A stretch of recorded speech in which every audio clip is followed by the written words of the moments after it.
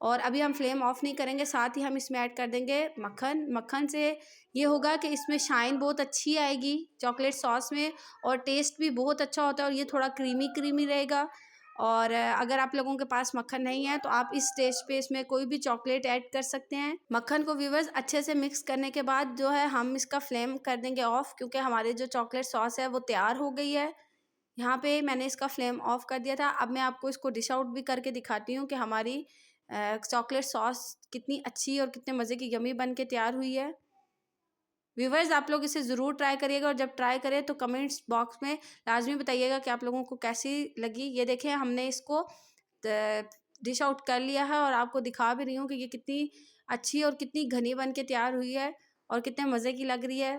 तो रेसिपी अच्छी लगी तो जाते जाते व्यूवर्स चैनल को लाइक, सब्सक्राइब और शेयर ज़रूर करिएगा। फिर मिलते हैं एक नई वीडियो और एक नई रेसिपी के साथ। तब तक के लिए अल्लाह हाफिज़।